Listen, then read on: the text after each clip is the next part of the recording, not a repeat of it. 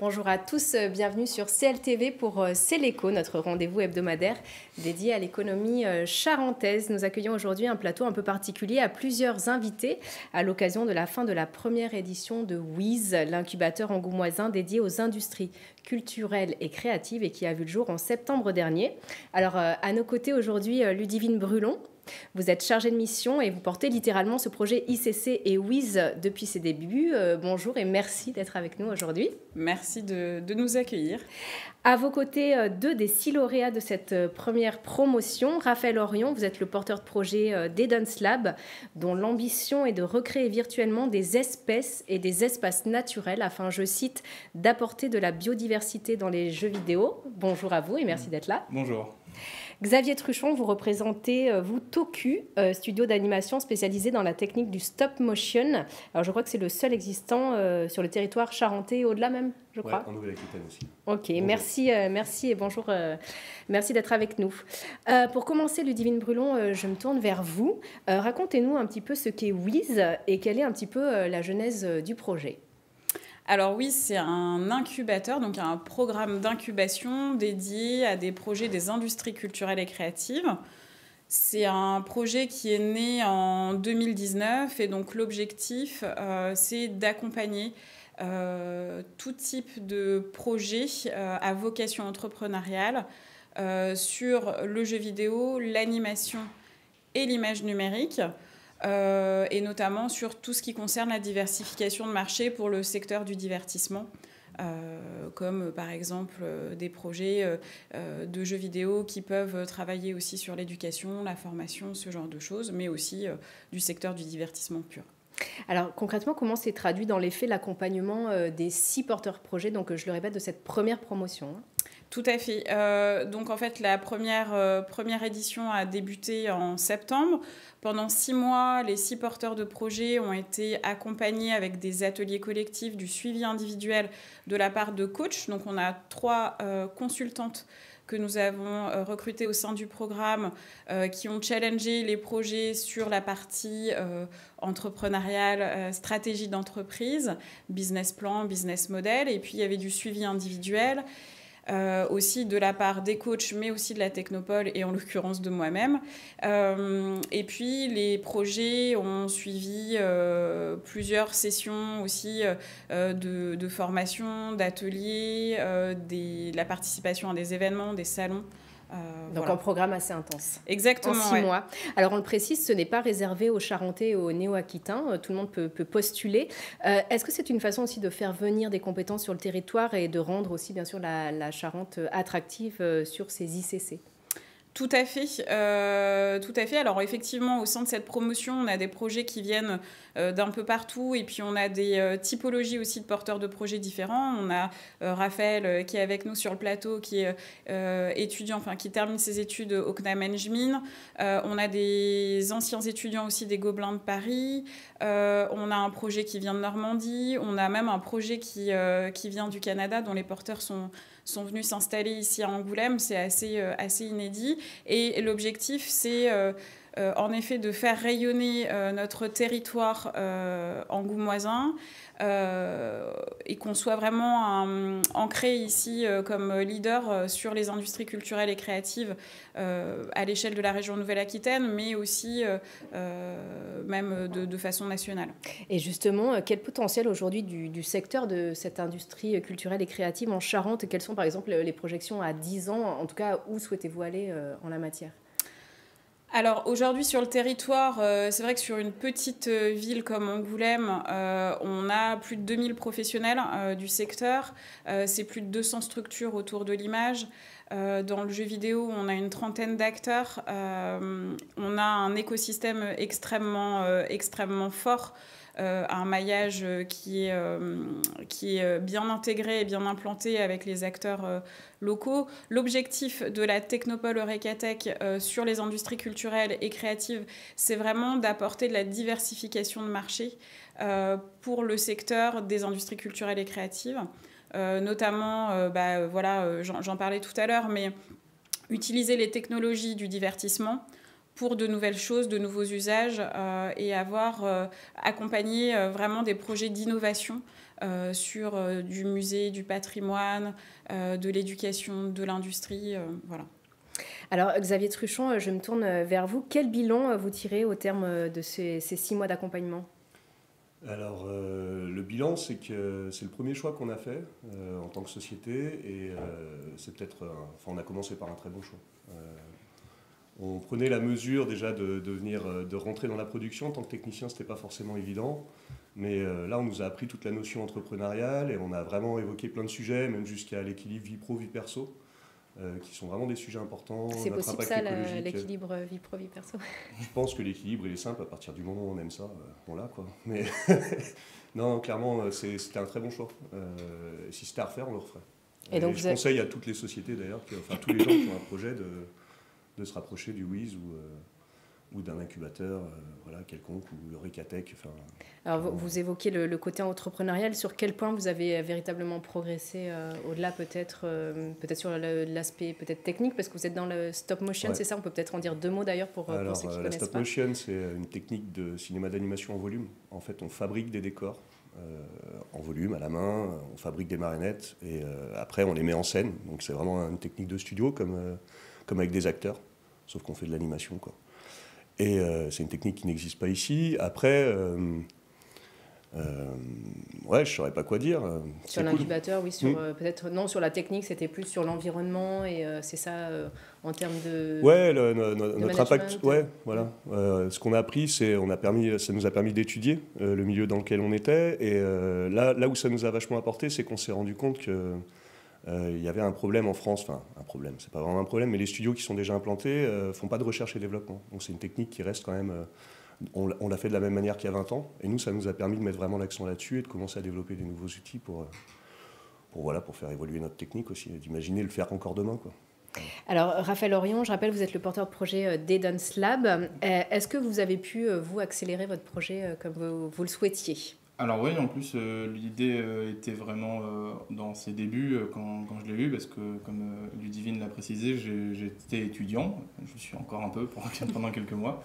Donc c'était un projet qui était une hypothèse de projet de sortie d'études, et ça m'a permis de valider, de tester la force de ma proposition, sa résilience dans le temps, et ça m'a vraiment permis d'apprendre plein de choses qui font que maintenant je peux prendre un choix éclairé sur mon avenir et pas me lancer tête baissée dans des choses qui peuvent avoir des conséquences assez importantes. Alors rappelez-nous un petit peu les enjeux de votre projet assez original, je trouve. Vous voulez instiller un peu de biodiversité dans les jeux vidéo. C'est original et engagé. Oui, je pense qu'aujourd'hui, le jeu vidéo est un moyen de communication et d'éducation indéniable. On parle de beaucoup de sujets dans le jeu vidéo et aujourd'hui, il y a quelques années, on avait pas mal de contraintes techniques sur comment on pouvait représenter les environnements. Aujourd'hui, c'est de moins en moins le cas grâce à l'amélioration technologique de nos moyens. Du coup, on a des jeux qui ont un réalisme exceptionnel, sauf sur les questions de biodiversité. Et je trouve qu'en tant qu'industrie culturelle, c'est notre rôle aussi de parler de ces sujets-là. Ce que je me suis rendu compte, c'est qu'en fait, dans les studios de jeux vidéo, il y a très très peu de ces connaissances-là, des connaissances biologistes, naturalistes et tout ça. Moi, j'ai la chance d'avoir un cadre familial qui a ces connaissances-là. Donc mon idée, c'est de vraiment faire un pont entre les deux pour que ça soit plus simple au studio, parce qu'il y a une volonté aussi des studios de parler de ces sujets-là. Alors, Ludivine Brulon, vous avez vous-même, vous le disiez, accompagné et coaché les porteurs de projets. Comment ça s'est passé pour vous ? Est-ce que vous avez eu le sentiment d'amener les participants là où vous vouliez, en fait ? Est-ce que ça a fonctionné comme vous le souhaitiez ? Alors, en tous les cas, les choses ont bougé. Moi, je suis ravie. C'est vraiment, on est là pour ça. Et l'objectif du programme, c'est d'aider les porteurs de projets à valider leur idée, leur projet. Et puis, on est là aussi pour les aider à faire un pas de côté, revoir la stratégie parfois. Et je trouve, en tous les cas, si on prend les projets en septembre et qu'on les prend maintenant, les choses ont vraiment bougé pour eux. Et voilà, c'est très intéressant. Il y a des entreprises qui ont été constituées. Enfin, je pense notamment à Toku et Xavier qui est présent ici avec nous sur le plateau. Donc oui, c'est en tous les cas, moi j'ai adoré les accompagner et j'espère les accompagner tout au long de leur parcours, même après WIS. Alors, vous les avez amenés également à participer à des événements en lien avec le secteur. Alors, on parle de GameConf, de Game Invest pour le jeu vidéo, de RADIRAF pour l'animation. Alors, c'est un jargon que personnellement, je ne connais pas du jeu vidéo. Qu'est-ce que ça veut dire exactement ? Alors, en fait, là, vous citez des événements qui ont lieu sur le territoire, des événements qui sont organisés par nos partenaires.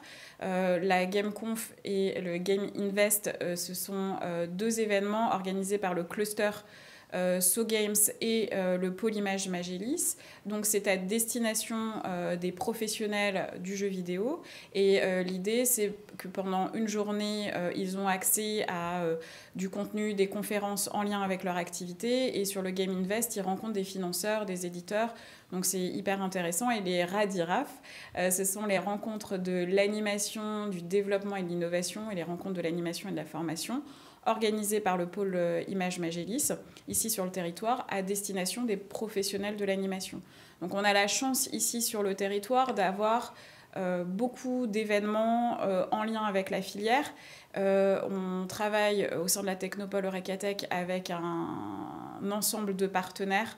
J'en ai cité quelques-uns, mais il y a aussi la région Nouvelle-Aquitaine, le département, bien entendu, Grand Angoulême. Et donc avec eux et avec ce maillage territorial fort sur la filière, on peut permettre aux porteurs de projets de participer et de s'intégrer dans l'écosystème ici en local. Alors tous les deux, est-ce que justement vous avez eu l'impression de vous intégrer à l'écosystème local ? Comment ça s'est passé ? Les rencontres professionnelles peut-être, est-ce que ça a été des tremplins ? Vous avez eu ce sentiment ? Alors ouais, moi je pense que c'est vraiment un des gros points forts de WIS. Déjà c'est le côté promo, donc déjà entre nous, entre les 6 projets, on a créé des liens et ensuite on a pu vraiment faire des échanges avec Xavier qui vient de l'animation, nous, enfin il y a pas mal de projets de jeux vidéo, des trucs comme ça. En fait, chacun a pu être invité sur ces événements et ce qu'il a pu en tirer, il l'a apporté aux autres. Donc vraiment, on est inclus dans la région maintenant, on fait partie d'autres assos locales, on a été amené à aller voir d'autres gens, donc ça a été super bénéfique. Ouais. Et Xavier aussi Ouais, clairement. On n'imaginait pas l'importance de rentrer dans le tissu d'entreprise et d'accompagnateurs au niveau local. Et ouais, c'est vraiment bien. Au moins, on connaît nos têtes, on connaît nos projets. Et on connaît les têtes des autres. Donc ça, c'est super. Alors, Ludivine Brulon, cerise sur le gâteau, nos 2 porteurs de projets vont partir au Mexique, ils sont au courant, je crois, dans le cadre d'une résidence entrepreneuriale. Expliquez-nous un petit peu en quoi cela va consister. Alors, en fait, effectivement, on a eu la chance cette année, via Grand Angoulême, en fait, de répondre à un appel à projet France-Mexique. Donc, Grand Angoulême a des liens très particuliers avec le Mexique, puisque depuis de nombreuses années, des liens, des partenariats sont en train de se créer avec des programmes d'accompagnement, notamment pour dupliquer un peu l'écosystème local au Mexique sur la ville de Zapopan et de Guadalajara. Et donc, dans le cadre de cet appel à projet, 2 entrepreneurs mexicains viennent ici et sont d'ailleurs actuellement cette semaine ici à Angoulême pour découvrir l'écosystème territorial, faire des rendez-vous business, etc. Et de la même façon, nous envoyons 2 projets, 2 entreprises au Mexique, à Zapopan et Guadalajara, pour rencontrer le tissu local, pour leur permettre d'avoir une première expérience à l'international et surtout, on l'espère, des collaborations, des projets de partenariat ou de coproduction peut-être même. Voilà, ça reste à définir. Ça vous parle à tous les deux Très hâte, hein. Grave. Ça va être chouette. Comme on disait, là on a rencontré le tissu local, rencontré à l'international, ça peut être que positif. Ouais, puis moi je trouve ça important, on fait de la stop motion qui est quelque chose quand même d'assez rare.